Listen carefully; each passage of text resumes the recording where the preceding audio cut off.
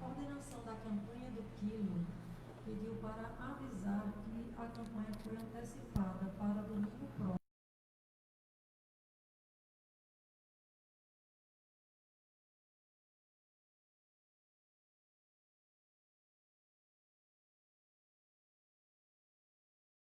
Domingo anterior, que seria, também não teve.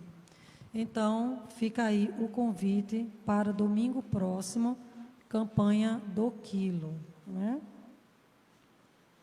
Naquele mesmo horário, né, seu Claudionor, se encontra aqui no Ceará, às 8 horas, se reúne lá atrás, fazem a preparação, enfim, e saem todos felizes da vida para essa tarefa abençoada. Nós vamos ler uma mensagenzinha, enquanto a gente se acomoda, se aquieta, e que a gente já possa ir fazendo as nossas reflexões. É uma mensagem de André Luiz e diz assim: na terra. Na terra, Deus nos concede o corpo através de pais amigos. Cada um de nós se lhes faz um inquilino temporário em regime de responsabilidade. Deus nos proporciona a riqueza das horas pela contabilidade do tempo. Cada criatura, em momento oportuno, apresentará o relatório dos próprios dias. Deus nos oferta os laços afetivos pelos princípios da afinidade.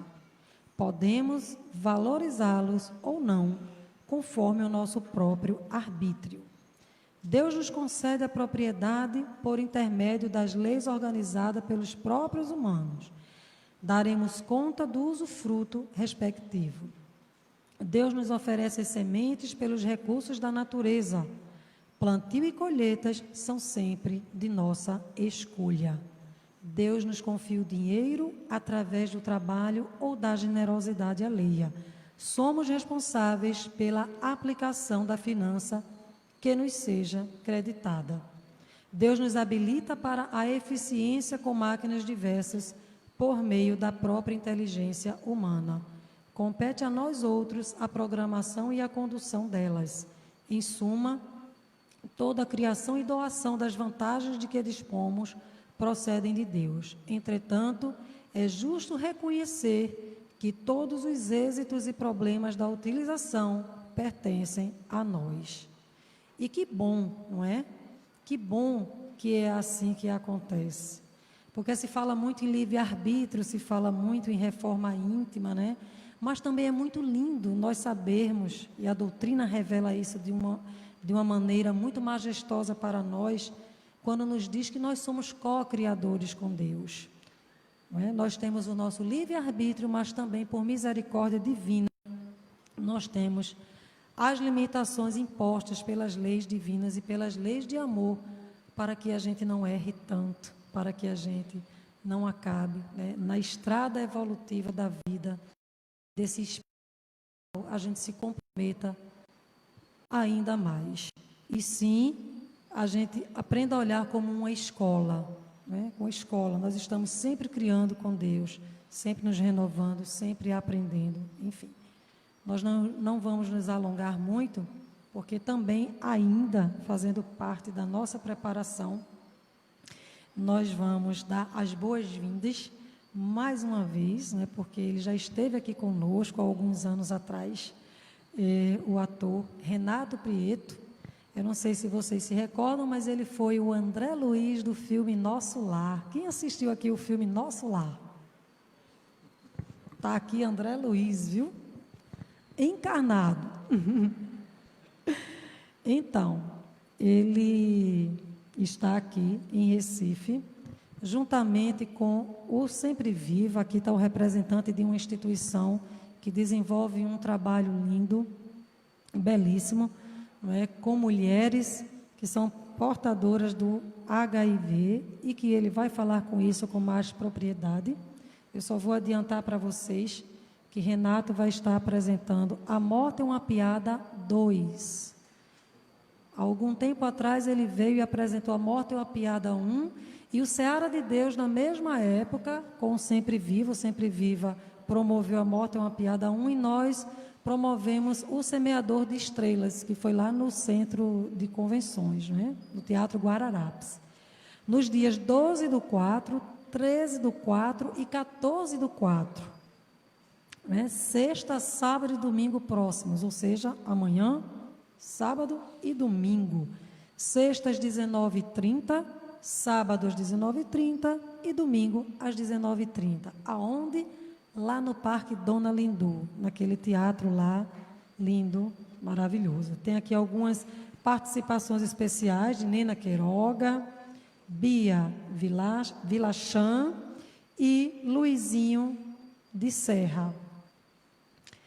Okay. Aqui estão os valores. Silvana está lá embaixo na recepção, ainda tem ingressos, né? E isso, acima de tudo e antes de mais nada, tem um propósito, um objetivo muito nobre. Prestem atenção no recado que Alexandre vai passar aqui para vocês, antes que a gente inicie a palestra de Renato. Boa noite. O Sempre Viva, e nossa amiga Lúcia Paula esteve lá conosco algumas vezes, abriga mulheres portadoras do vírus, HIV. Essas mulheres são mulheres de rua, vulnerabilidade social, não tem ninguém por elas. Então, quando elas caem doentes, né, por falta da medicação, do medicamento, elas vão ao hospital, no período de alta, as assistentes sociais nos ligam. E aí nós abrigamos por tempo indeterminado.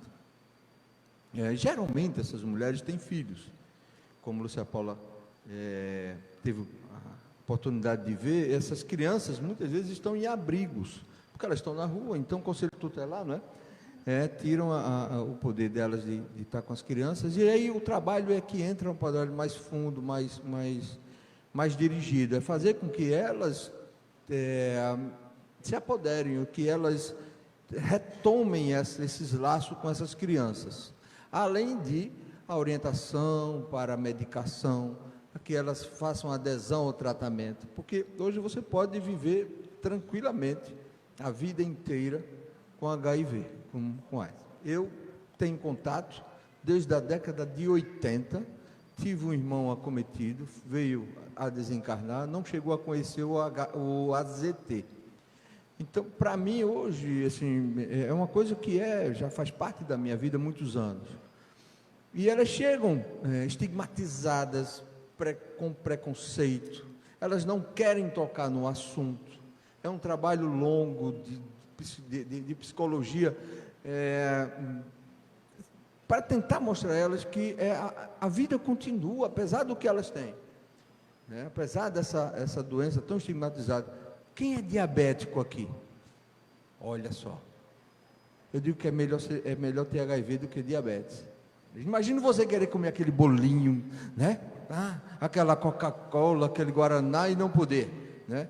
A única restrição do HIV é a relação sexual, que tem que usar apenas uma camisinha, não é? E tomar remédio todo dia, como todo diabético. Eu faço essa relação com ela. Todo diabético toma remédio todo dia, o cardíaco toma remédio todo dia, né? E elas precisam aderir a esse tratamento para que elas se salvem. Geralmente isso não ocorre, porque, como Lúcia Paula conhece muito bem essa realidade, a rua não traz essa coisa de querer viver. Geralmente na cabeça delas é em busca do desencarne o mais rápido possível, que é uma vida muito dura, muito dura. Nosso trabalho é esse, de fazer com que elas tenham mais tempo na carne, na matéria, para poder aprender um pouco mais. Falávamos agora na rádio sobre a morte, não é, Renato? A morte é uma piada. Imagina dizer isso para quem não conhece nada do que nós conhecemos, e que durante o ano são 5, 6, 7, 8 desencarnes dentro da nossa instituição, né? E a gente tem que fazer esse trabalho. Aí, quando nós estamos em situação financeira um pouco lá debilitada, com alguma necessidade, aí já é a 4ª vez que ele nos ajuda. O Renato, com seu trabalho, já há 30 anos fazendo isso pelo Brasil inteiro, ajudando as casas espíritas, que que estão, como ele mesmo diz, que estão com as portas para fechar ou com as portas para abrir, né? Precisando abrir uma porta nova. E ele faz esse trabalho. E vem aqui nos ajudar. Toda vez que ele vem, é uma alegria para a gente lá do Sempre Viva, para as pessoas que aqui estão, porque sempre com muita alegria que ele faz isso, com muito amor. Então, ela falou do ingresso. Ingresso praticamente estão no fim. Nós conseguimos alguns ingressos extras, está lá embaixo com o Silvano.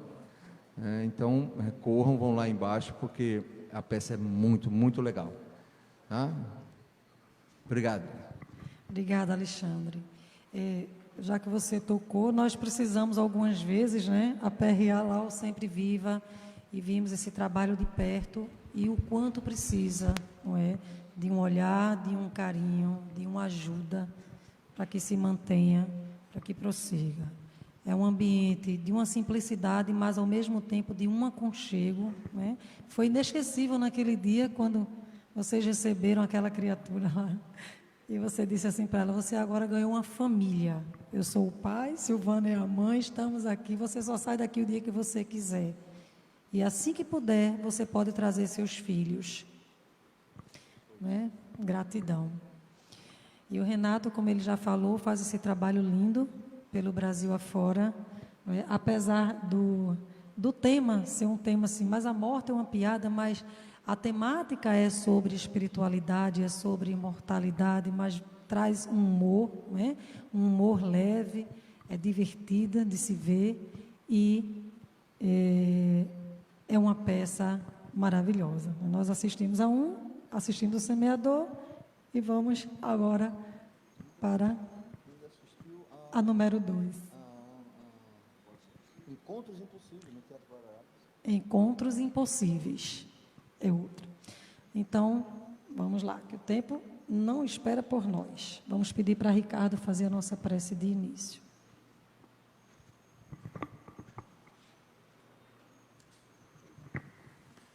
Vamos elevar os nossos pensamentos ao Cristo, agradecer por essa noite que estamos aqui reunidos em Teu nome e que possa todos nós sairmos daqui melhores do que chegamos.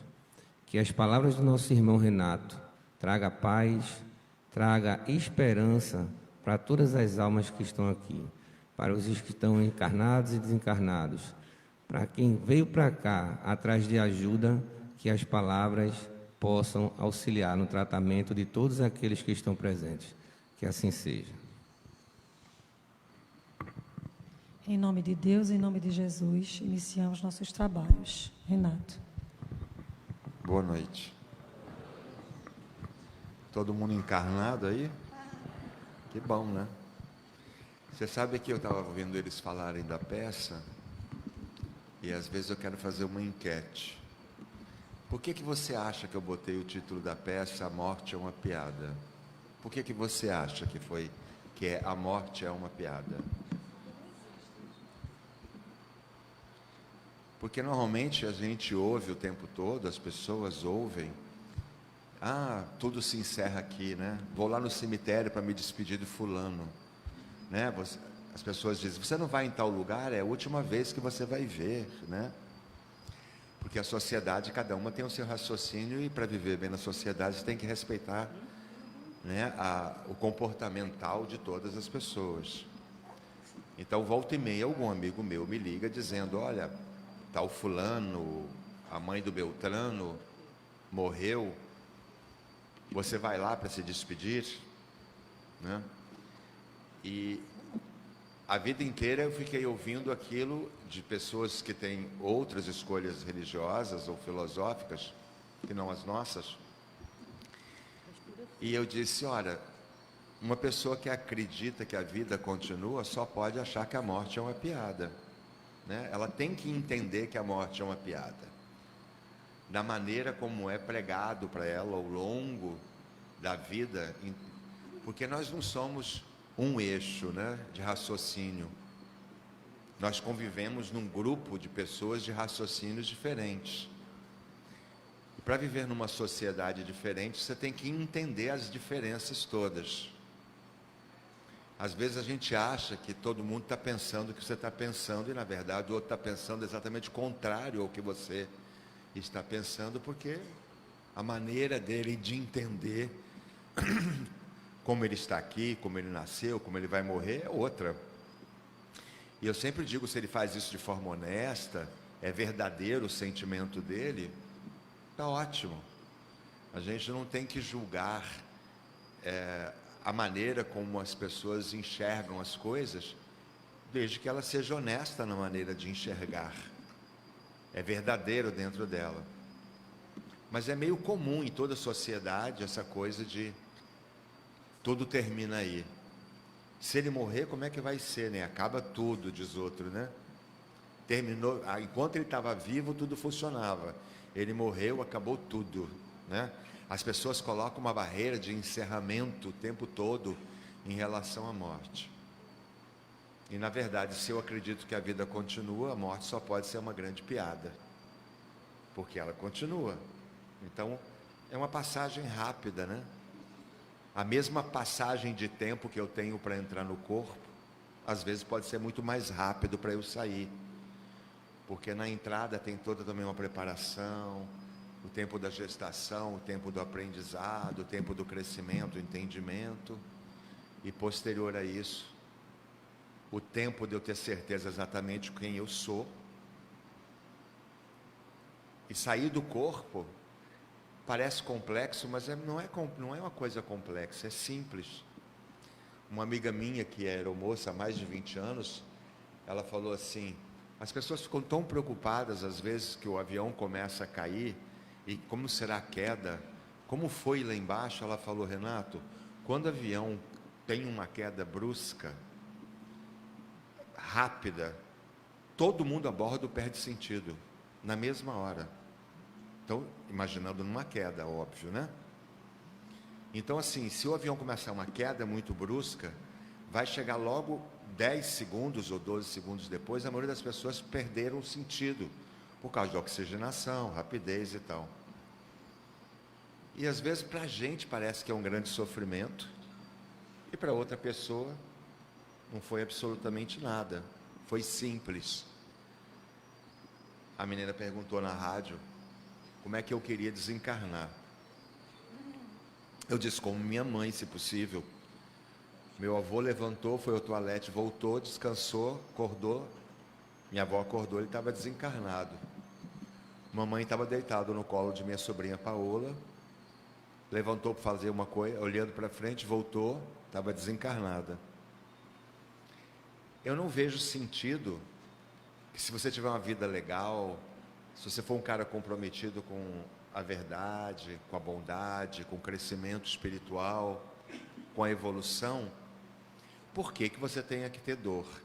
Eu sempre digo para as pessoas que eu não escolhi o caminho da dor para evoluir. Se você escolheu o caminho da dor, cabe a mim respeitar. Eu te respeito. Mas, se você quiser alguns entendimentos, eu posso te ajudar e te esclarecer que você não precisa fazer sua caminhada sofrendo, sendo vitimizado, pobre coitado. Alguém me colocaria aqui para ficar sofrendo, não é? Se você escolhe o caminho do foco, da luz, se você conhece o exercício de amar, não tem por que o sofrimento chegar quando o amor está na frente. Não seria nem justo, não é? E já que a lei é lei de causa e efeito, ação e reação, lei de retorno, você vai receber do tamanho que você dá. Mamãe também sempre dizia isso, que eu achava maravilhoso. Ela dizia, olha, vá colocando os seus créditos num cofrinho, ela dizia. Porque na hora que alguém aparecer com a nota promissória para fazer a cobrança, eu espero que você tenha no seu cofrinho, né, quantidade suficiente de material colocado aí, que possa resgatar aquela nota promissória, sem que precise você passar pelo sofrimento, com perdas. Se possível, ela dizia, coloca de sobra, porque quando chegarem, a vida trouxer para você a nota promissória para te cobrar, você paga, ainda fica sobra, Você põe mais, fica sobra. E ela tinha razão. E ela dizia isso com amor, com caridade, com bondade, com entendimento, com respeito ao próximo. Você vai conseguir isso. Se nós cuidarmos cada um pelo menos de nós, já é um grande trabalho. Eu escolhi abraçar uma profissão que, assim como o escritor, compositor, o letrista, o construtor de grandes obras de arte, os artistas num total, a maioria, os que abraçaram a ideia da arte como um chamamento. Nos dias de hoje, lamentavelmente, as pessoas às vezes querem abraçar arte, ou se diz artista, sem a responsabilidade e o peso que essa palavra tem, não é? Às vezes é apenas um bom falador de texto, um bom decorador de texto. Não é um artista, porque o artista, em todas as áreas, é um chamamento interno, que é uma força que está acima de você controlar. Você não controla essa força. Sem a arte você não vive, sem o palco você não vive, sem estudar, representar você não vive, sem fazer pintura você não vive, sem fazer todas as formas de manifestação artística, você não consegue sobreviver se você não colocar para fora essa manifestação através daqueles seus talentos, porque você tem um chamamento dentro de você. Você não está à busca de sucesso fácil, fama, prestígio, dinheiro. Você quer viver com dignidade o seu trabalho. Um grupo pequeno, ou menos, ou mais da nova geração, vai quebrar a cara, porque essas pessoas estão atrás apenas de alguma visibilidade, aparecer por algum momento em qualquer canal, de qualquer maneira, mesmo que isso estrague a vida de alguém e a própria vida dela, fazer um trabalho sem o menor sentido num filme, numa novela, que não acrescenta nada à vida de ninguém, e depois o contrato acaba, a televisão manda embora e nunca mais chama de volta, porque você não criou uma história, você não fez uma carreira, você não tem um histórico profissional, então você não é chamado. Então você tem um grupo aí de pessoas do planeta que não compreenderam bem o que é a arte do chamamento, da manifestação das ideias para, através do seu trabalho, você ajudar o outro. Eu fui mais fundo, talvez, que as outras pessoas. Não que eles tenham sido mais ou menos, estou apenas dizendo que eu aprofundei um pouco mais quando eu quis colocar conteúdo, e junto com conteúdo também quis juntar espiritualidade, conscientização, com emoção, trazer as pessoas à reflexão com responsabilidade, com representação, com emoção, não é? Eu quis vestir no meu corpo, ou deixar que personagens se vestissem do meu corpo, para no meu corpo contarem as suas histórias, e com as histórias deles aprender coisas que talvez eu não soubesse, ou me ensinarem coisas, erros que eu não devesse cometer. Ou talvez eles trouxeram uma bagagem grande de coisas que me deram a oportunidade de mais na frente não cometer o mesmo erro que aquela pessoa cometeu. Mas de alguma maneira aqueles personagens, alguma coisa eles trouxeram na sua bagagem para ajudar na minha própria evolução, para poder entendê-los. Eu tive que abraçar as ideias. Se você entende isso, isso automaticamente chega até o espectador. O que você faz? É longo o processo, é difícil, é oneroso, é solitário. Quando perguntam para mim como é a profissão do ator, eu sempre respondo com uma música do Ivan Lins, que pouca gente conhece por fazer parte de um espetáculo. Eu sempre respondo com uma música do Ivan Lins, que diz assim: só quem sabe de mim é o espelho do meu camarim, só quem sabe de mim é o espelho do meu camarim. Existe um tempo de solidão na vida do Criador, entre a cortina que se fecha depois do aplauso, até o camarim, onde ele é solitário na entrada e na saída, que se você não tiver um preparo espiritual muito grande, você perde no meio do caminho, se esconde nas drogas, da bebida, você quer fugir, porque o tamanho dessa espiral é muito grande. Então eu quis aprofundar mais as ideias. Eu pensei, bom, já que eu tenho uma formação acadêmica, excelentes faculdades de arte cênica, me formei nos melhores cursos do Brasil e fora dele, como é que eu posso colocar tudo isso à disposição de ideias que pode fazer a vida do outro ser diferente? Eu falo para as pessoas, como a história que eu vou contar para vocês, que se toda a minha encarnação fosse só essa história, já teria uma grande validade. Eu estava fazendo um trabalho em Nova York, e no meio da avenida uma mulher se jogou aos meus pés aos prantos, e depois me disse que ela queria de qualquer maneira se suicidar. Bem de vida, os filhos criados, ela pensou, o marido cria os meus filhos, agora eu vou me matar. E ao falar com a amiga dela que ela queria fazer essa bobagem, uma amiga dela tinha chegado do Brasil e tinha comprado alguns DVDs do filme Nosso Lar. E ela disse, olha, leva esse filme e assiste. E depois, se você quiser, você se mata. E ela disse, já assisti o filme 11 vezes, eu assisto quase toda semana. E agora eu estou me juntando a grupos de trabalho social, estou ajudando os imigrantes, porque ela era filho de cubanos. Estou ajudando nos trabalhos social com as pessoas que não estão na rua. Já encontrei grupos de trabalhadores espíritas em Manhattan, em Astoria, Connecticut. Eu estou colaborando com esses trabalhos, indo, fazendo trabalho social. E a minha vida tomou totalmente sentido a partir daí. E óbvio, eu não me matei. Se eu tivesse vivido a encarnação inteira, essa encarnação, só para ouvir essa história, pela arte, já valeu a pena, porque eu mudei a vida de pelo menos uma pessoa. Mas eu comecei mudando a minha própria vida, e através dela e da arte, eu comecei a mudar a vida de muitos. O Emmanuel, uma vez, através de Chico, disse que não dava para explicar, do ponto de vista de medir, com a extensão do trabalho que era a divulgação da doutrina espírita pelos caminhos das artes. Se ele fosse explanar o assunto, na cabeça, não era suficiente para caber a informação.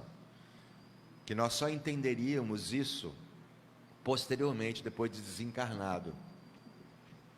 E realmente, quando às vezes eu estou sozinho em algum momento, eu penso assim, olha que coisa interessante. Você faz um filme, por exemplo, no caso do teatro, 6 milhões e 400, quase 500 mil, 6 milhões e 500 mil pessoas. É muita gente, 6 milhões e 500 mil pessoas já vieram ao teatro assistir às histórias que eu queria contar. Não teria sentido contar essas histórias se a bilheteria do teatro, ela me favorecesse.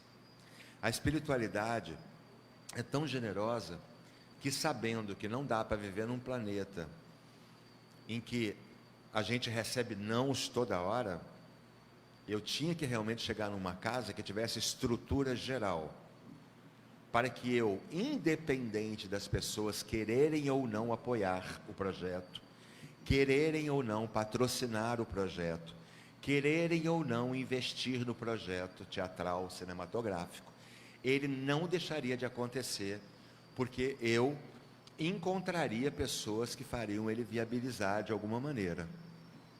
Era uma tarefa difícil. Então eu já vinha com a estrutura para aguentar os nãos, a dificuldade, e manter o projeto.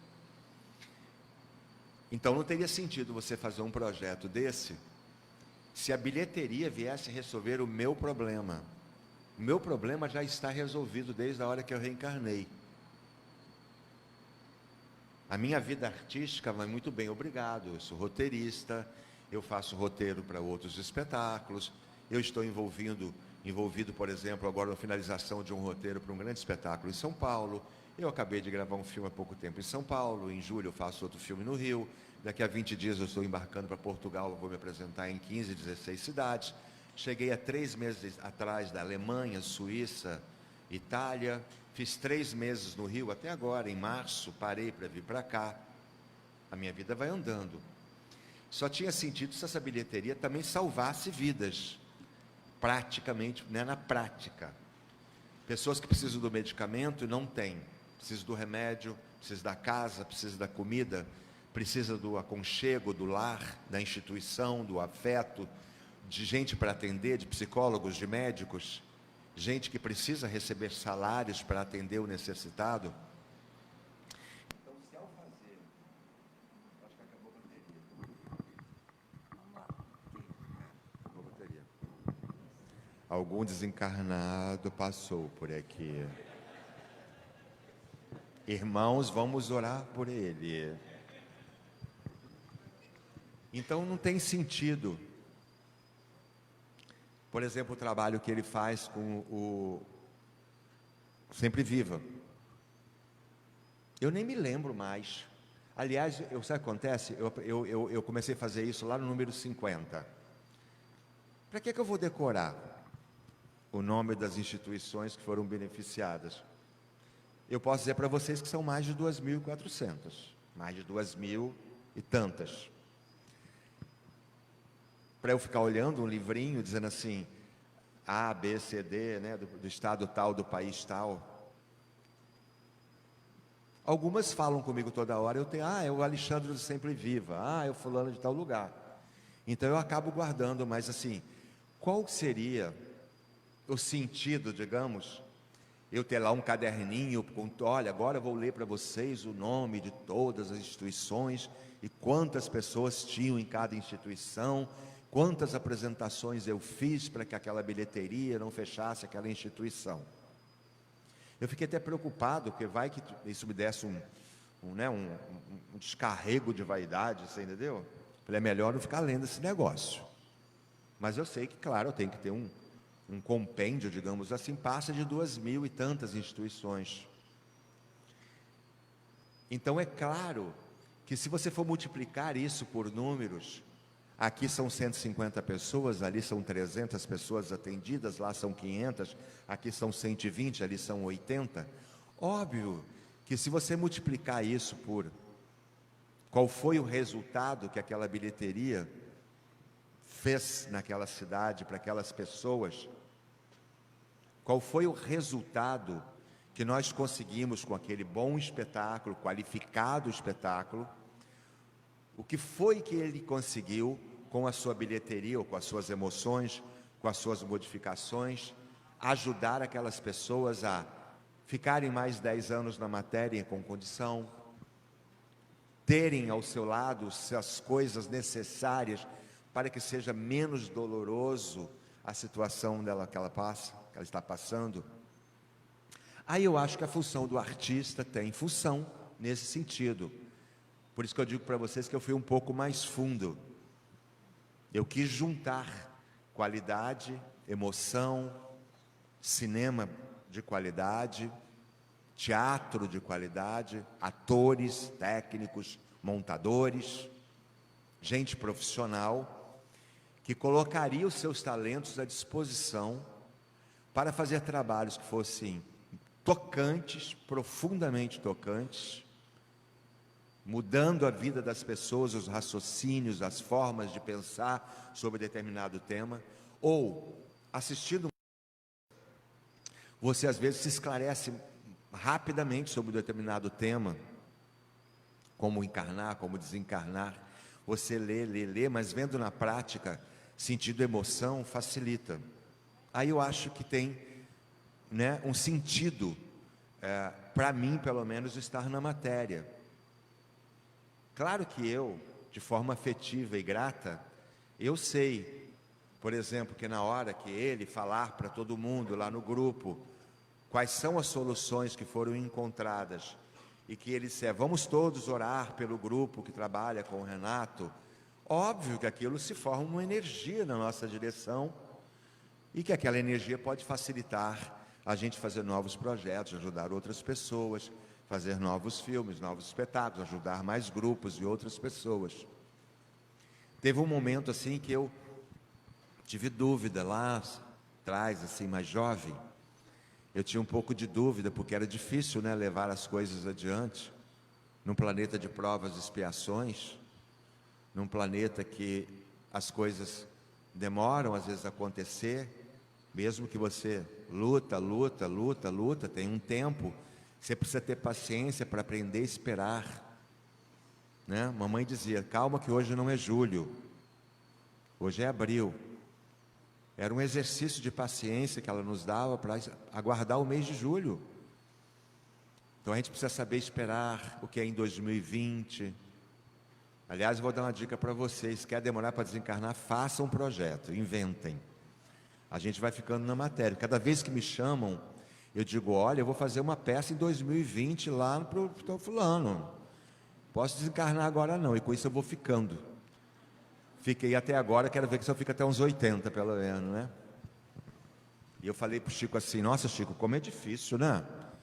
É meio complexo, eu não uso droga, eu não dou risada de piada idiota, eu não me envolvo, né, com grupinhos, com festinhas, com politicagens. E aí eu fiz uma lista para o Chico de cargos que eu poderia ter perdido se eu tivesse aceitado a minha carteira assinada, para todo mês recolher o salário no dia certo, o NPS, para no final receber R$980 por mês, essa fortuna que as pessoas recebem. Eles recebem 45, a gente recebe 920. É uma pena que seja assim. Na classe artística, então, é terrível, né? A gente não tem uma sequência profissional para essas coisas, né? Mas eu pensei, de repente eu poderia ter uma vida regrada, carteira assinada, receber todo mês, ser fixo numa empresa.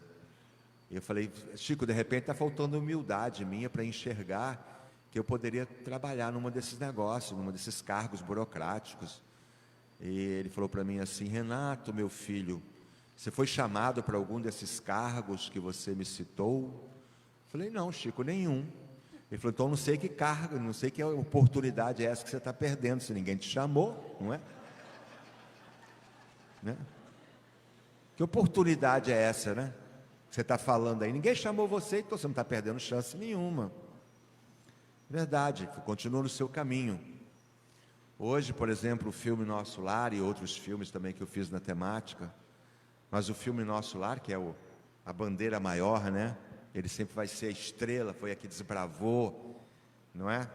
Mesmo que amanhã ou depois eu não possa, por algum motivo, né, não fazer o André Luiz em outros filmes, que sejam outros atores, ou que eu não esteja mais encarnado, a obra tem que continuar. Mas, na verdade, assim, eu sempre serei o primeiro, né? Eu fui o primeiro a fazê-lo, né? A levar ele para a tela. É uma grande responsabilidade e uma gratidão muito grande.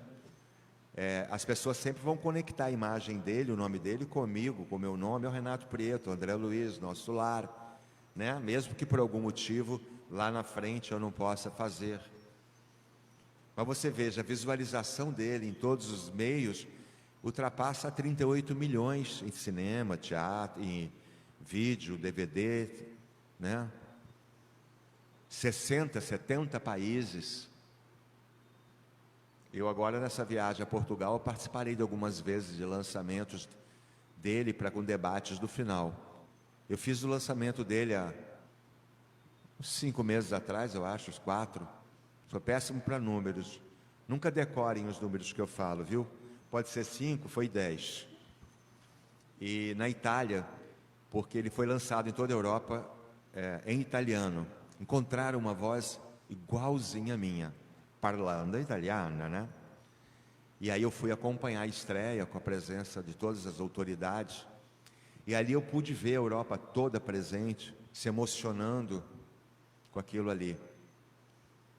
Eu gostaria muito que todos vocês abraçassem essa causa de que hoje, já que está dito e redito, insistentemente dito pelo plano espiritual, que saímos do planeta de provas e expiações para a regeneração, Tudo isso vai ser pelos caminhos das artes. Ela será o trampolim para essa passagem. Então agreguem à vida de vocês a música de qualidade, a boa música. Não que você não possa se divertir com pequenas bobagens, mas agrega na maioria do seu tempo a música de qualidade. Prestigia os grandes poetas, os grandes letristas, os homens que dão suor e sangue para escrever grandes obras. Gente que passam dias e dias se torturando sobre uma página de texto para escrever a melhor cena para você do filme. Atores que passam 2, 3 meses, 8 horas por dia, repetindo, repetindo, repetindo. Porque quanto mais ele repete, melhor ele vai fazer, mais integrado a ele estará o personagem. E quando ele abre o pano, ele está perfeito, ou pelo menos o mais próximo da perfeição. E depois, com a temporada, ele vai atingindo o ápice. E ele continua ensaiando, ensaiando. A vida é um ensaio, mas os atores se dedicam muito a isso. Que vocês não deixem de ter sempre um livro embaixo do braço. A literatura, a cultura, a música, a arte salva. A arte salva. Às vezes no cotidiano nós não damos atenção a coisas simples, muito simples. Se todas as rádios saírem do ar, se todos os canais de televisão saírem do ar, se todas as livrarias fecharem as portas, se todos os canais de comunicação fecharem as portas, quanto tempo você vai aguentar na matéria, me diga? Quanto tempo você aguenta? Sem nada. É proibido, não tem livro, não tem música, não tem rádio, não tem teatro, não tem cinema, não. Tudo isso está aqui exatamente por isso, porque isso agrega a nossa evolução. A música te impulsiona, a arte te explica, o cinema, como uma boa história, cria material para você colocar na prática da sua vida. Um livro que você para ler todos os dias e não quer mais parar de ler, porque você quer saber o final daquela história mais adiante, muda toda a estrutura da sua vida. Todo mundo tem uma história para contar. Depois daquela música que eu ouvi, quando eu saí daquele teatro, aquele filme que eu assisti, mudou a história, mudou a minha vida. Depois que eu fui àquele museu, a arte tem mudado a vida das pessoas ao longo dos séculos. Artistas como compositores como Tchaikovsky, Beethoven, Liszt, esses grandes clássicos e tantos outros, saíram lá e vieram para cá para deixar uma grande marca, para a gente ver como pode ser grandiosa a composição, a criação, a emoção. Quantos atores importantes passaram pelo planeta que mudaram a história da sua vida, com a história que ele contou para você, com o filme que ele fez. Agreguem isso na vida de vocês e pensem. Quando você ligar o rádio, agradeça porque você tem. Quando você pegar o livro, agradeça pela oportunidade. Quando você for ver um divertimento num canal a cabo, agradeça porque você pode.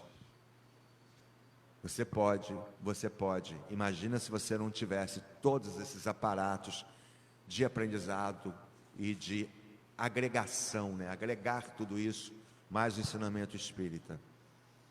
Era isso que eu queria fazer, e é isso que eu vou continuar fazendo até o final dessa encarnação.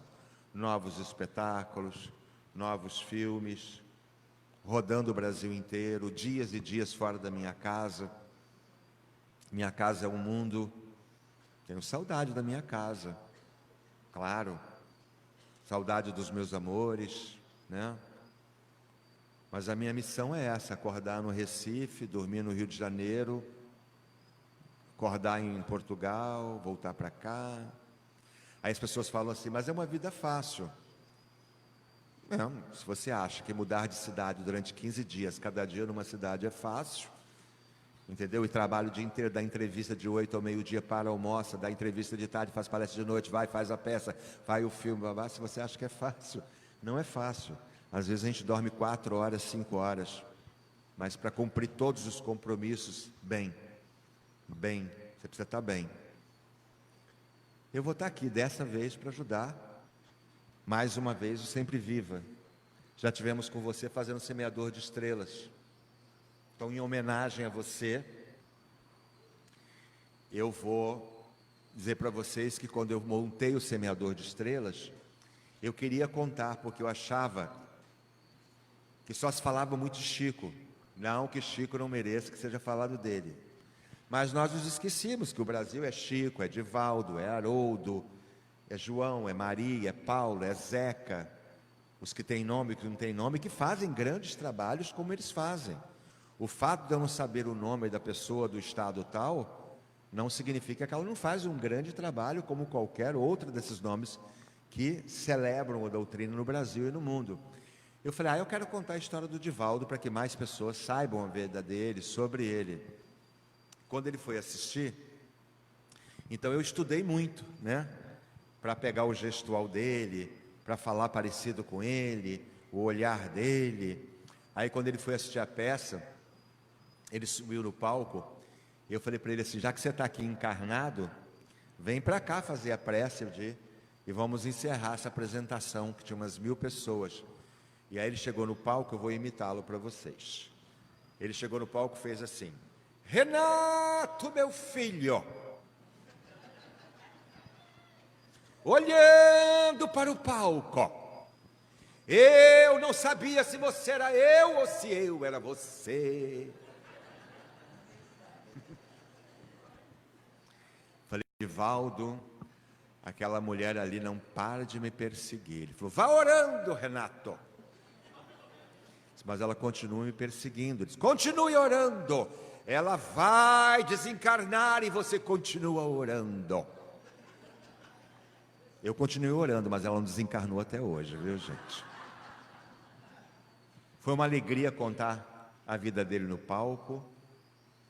Eu estou com um projeto, e eu gosto sempre de falar dos projetos, assim como Alexandre, as instituições não têm patrocínios e gente que banque.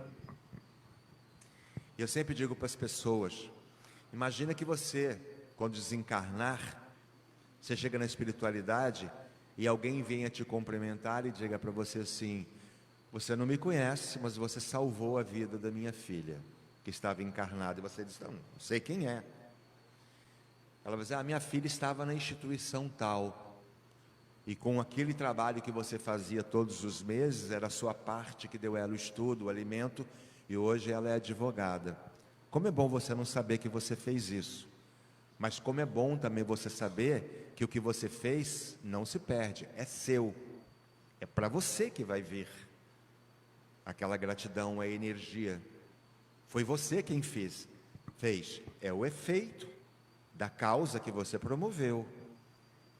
Como é bom você saber que de alguma maneira você pode mudar a história do outro. Então, no trabalho, por exemplo, agora, nesse momento, é esse aí. Estamos lá sexta e sábado, 19h30, né?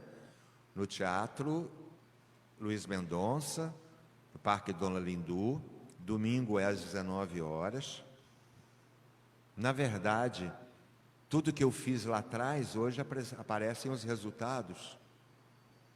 Já não tem braço de ingresso. Eles conseguiram umas cadeiras extras, até para trazer para cá, porque ontem já estava quase tudo esgotado. Eu prefiro trabalhar com cadeira extra do que fazer sessão extra, porque eu já estou com 35, entendeu? Esse projeto ainda roda alguns estados do Brasil para atender outras pessoas, outras sempre vivas nas suas funções, hospitais, asilos, orfanatos, enfim. Já fiz muito presídio. Aliás, foi ótimo as apresentações do presídio. Eles se emocionavam muito. E foi a primeira vez que eu fiz espetáculo. E quando acabou o espetáculo, eles começaram a bater o pé no chão e eles, para repetir uma coisa. E eu não entendi o que era. E aí eles queriam que repetisse uma cena do espetáculo. Aí eu entendi que era aquela cena. Cena tal, repete. Então nós voltamos e nós repetimos a cena. Quando acabou, Eles pediram para repetir mais uma vez a cena, porque não paravam de bater o pé, tem que repetir. Imagina, dentro do presídio com a porta fechada, eu não ia repetir também. Sou besta. Eu ia repetir 18 vezes. E aí, meu irmão, repete aí. Vou repetir, eu disse. Nós repetimos a cena 4 vezes. E eles choravam. Quanto mais repetia a cena, eles choravam, era masculino só. E eles é que queriam que repetisse a cena. E nós repetíamos a cena. E eles choravam. Talvez aquele dia muita coisa tenha mudado aí na vida de alguém. Não é verdade? Enquanto eu vou atendendo esse povo todo querido e amado, porque servir, escreve, servir é honra que nos compete. O melhor lugar que tem no planeta é de quem serve. É o melhor lugar. É o mais privilegiado lugar. Eu sou o que estou fazendo alguma coisa para ajudar você que está passando por uma tragédia. Eu não estou passando pela tragédia. Olha o privilégio. Eu sou o cara que vai subir no palco, fazer o espetáculo, para arrumar o dinheiro, para sustentar as meninas e as crianças que estão passando por uma tragédia. Eu não estou passando por ela. Olha o privilégio. O melhor lugar é de quem serve. Reze todos os dias para servir até o final da sua encarnação. É o melhor lugar. Que você não precisa estar no lugar do que necessita. Volto para o Brasil. Estou em acerto final para participar de um filme com temática espírita entre junho e julho. Acho que julho. As pessoas perguntam sobre o Nosso Lar 2, Os Mensageiros. Ainda não começou, falta uma parte do dinheiro para começar a fazer. Eu não li o roteiro, portanto não posso dar detalhes. Eu estou envolvido num outro projeto muito grande, eu já participei de 2 reuniões. A próxima acontece em maio, para protagonizar uma série dentro da temática espírita, para um dos maiores canais a cabo de televisão no mundo. Deverá se chamar The Life Goes On, e a vida continua, ou Beyond Life, além da vida, a jornada de Journal. Estão acertando isso ainda, mas eu já participei de 2 reuniões. Agora é burocracia, já não é comigo. E quero fazer, para comemorar os 110 anos do Chico Xavier em abril, mas eu dependo de patrocínio, porque assim como o Alexandre estica a mão pedindo, eu também estico a mão pedindo toda hora. Eu vivo com pilhas na mão pedindo apoio, patrocínio, para fazer. Meu projeto não tem patrocínio de ninguém. Ninguém é investidor do projeto. Mecenas, para viajar mais países, mais estados, atender mais instituições, mais municípios, salvar mais pessoas. Né? Se tivesse patrocínio, mais passagem aérea, mais espetáculos, mais filmes, mais debates, mais bilheteria, mais gente salva. Mas a gente não tem patrocínio de passagem aérea. Nem para cá nós conseguimos. As passagens foram pagas. Está no cartão de crédito. Vamos orar, irmãos. Vamos. E é o dele, irmão. Vamos orar. Eu falo isso porque às vezes no meio de uma multidão pode ter empresários que se interessam por histórias que nós estamos contando. Eu quero. Quem conheceu pessoalmente o Chico aqui? Você conheceu? Quem conheceu pessoalmente Chico Xavier? Só ela? Você? 2 pessoas só? Você vê que tem sentido a história que eu vou contar para vocês. A maioria das pessoas não conheceram o Chico, como eu na intimidade aqui, batendo papo escondido ali atrás, eu e o Chico. Eu quero fazer um espetáculo para comemorar os 110 anos dele, mas eu preciso usar tecnologia, maquiagem, transformações, importar material. E aí tem que entrar a minha parte, que é a parte de estudo, né? Eu me transformar, voz, gestual, em Chico Xavier. Aí é o meu trabalho de ator. Já me transformei em André Luiz, já me transformei em Divaldo, em João, Paulo, e vou me transformar também em Chico. Mas eu quero entrar em cena 100% igual a ele. As roupas, os mesmos figurinos, mesmo peso, o mesmo rosto, tudo. a mesma máscara. Você vai ter que olhar da plateia e ver no palco o Chico Xavier. Para isso você precisa de investimento, não é? De grandes maquiadores, para que as novas gerações, como vocês todos aqui, só levantou a mão uma, para que vocês todos possam ter a chance de conhecer como era esse homem, próximo dele, ouvindo ele, num espetáculo com muita emoção. E isso já para abril de 2020. Porque aí eu já adio o meu desencarne para depois de maio, você entendeu? Então eu espero, esse projeto está todo formatado nas leis, e eu espero que a gente consiga tocar o coração de algum empresário que venha trazer esse investimento para a gente contratar esse material todo e fazer isso com a qualidade que ele merece. É isso que eu faço, é isso que eu vou continuar fazendo até o final dessa encarnação. Falar, viajar, produzir arte, para que a arte possa mudar a história da vida de vocês, como tem mudado esse projeto todo a vida de muitas pessoas. Quero agradecer a vocês, espero que vocês encontrem ingresso em pé, sentado ou no colo de alguém, não é?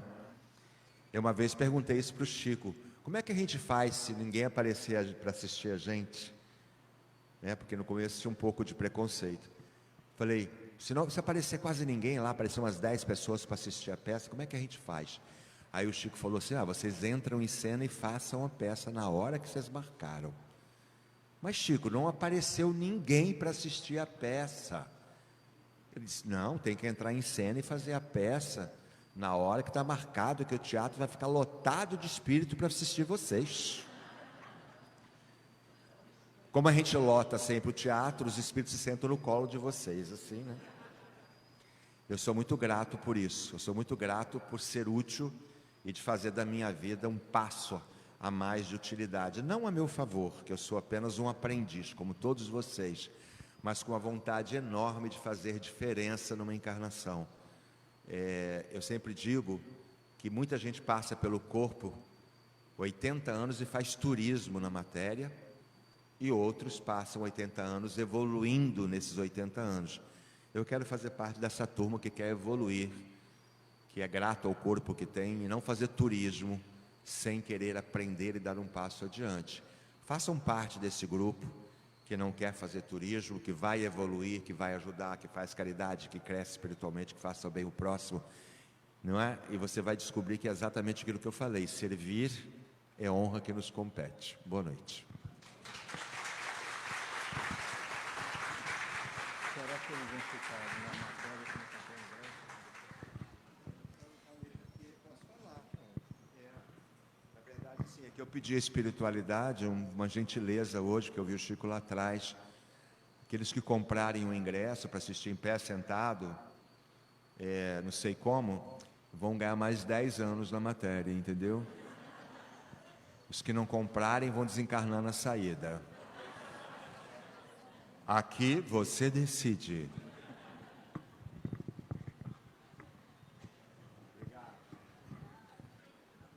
Então vai ter que colocar mais um dia, né? Mas não tem problema. Se for o caso, a gente acrescenta mais um dia. É, Alexandre? Vão ficar no palco. Quem comprar vai ser a peça no palco. Agora os últimos. Olha aí.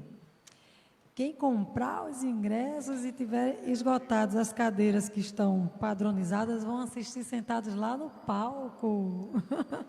As cadeiras extras vão ser postas lá, não é isso, Alexandre, Renato? Eu estou nessa aí, viu? Então, assim, nossa gratidão, Renato Prieto, nossa gratidão mais uma vez a você. Em nome do Sempre Viva, me dou esse direito, viu?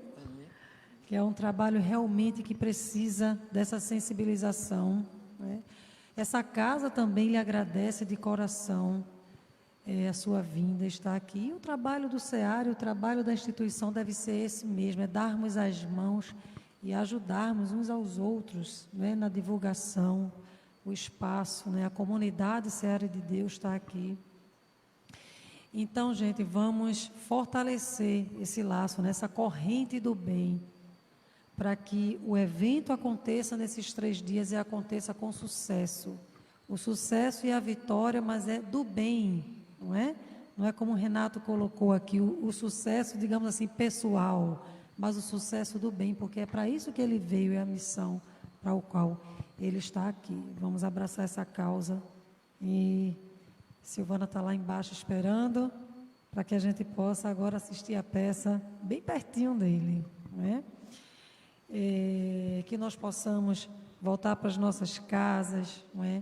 Refeitos. A mensagem hoje foi toda na reflexão do que é que a arte, né, significa na vida de cada um de nós e pode significar ainda mais, né? E se não tinha esse sentido, que a gente passe a repensar e a ressignificar, né? Porque a gente também vive um momento e faz parte do qual a gente tem que ter um cuidado muito grande naquilo que a gente escolhe ouvir, naquilo que a gente escolhe ler, naquilo que a gente escolhe, no âmbito mesmo da arte, o que é que a gente escolhe trazer e agregar, usar até esse termo que ele disse, agregar para as nossas vidas, porque a nossa alma se alimenta disso, né? O corpo físico precisa da matéria física, mas o nosso psiquismo, a nossa alma, o nosso espírito se alimenta daquilo que Jesus mesmo nos ensinou, né? É daquilo que nem as traças roem, nem os ladrões roubam, é conquista da alma. Quer falar alguma coisa, Mário? Nós estamos entregando ao nosso irmão uma caixa de pomada Vovô Pedro para ele levar lá para o Rio de Janeiro e distribuir entre as criaturas que necessitam. E distribuidor conhece a pomada desde que era garoto. Ele ainda está um garotinho, né? Gente, ele vai estar conosco breve, viu? Se preparem. Olha aí, já tem outro projeto aí se formando, né? Que coisa boa. E, Renata, a nossa casa agora em março completou 40 anos, né, de existência, também servindo a comunidade, a sociedade como um todo. Então, é uma honra para nós você estar aqui. A gente pode até considerar que, por extensão, você também está aqui trazendo essa alegria ainda, né, na celebração dessa data dos 40 anos de existência do Ceará. Bom, nós vamos encerrar, pedindo a Solange para fazer a nossa prece de encerramento. Amado Jesus, obrigada por mais uma noite, obrigada pela lição que nos foi enviada, obrigada a Deus por mais este reencontro aqui marcado com todos, encarnados, desencarnados, trabalhadores da casa, espíritos amigos aqui presentes, que possamos regressar aos nossos lares cheios de luz, luz do ensinamento, do Espiritismo, essa doutrina que nos alerta a cada dia, a cada instante, uma doutrina que nos ilumina e que nos ensina que a natureza é uma grande escola, que viveu a arte e que precisamos sempre estarmos em paz, procurando ensinamentos. Obrigada, Deus, por mais esta oportunidade, que possamos voltar aos nossos lares cheios de paz, e que assim seja. Encerramos os nossos trabalhos em nome de Deus, em nome de Jesus.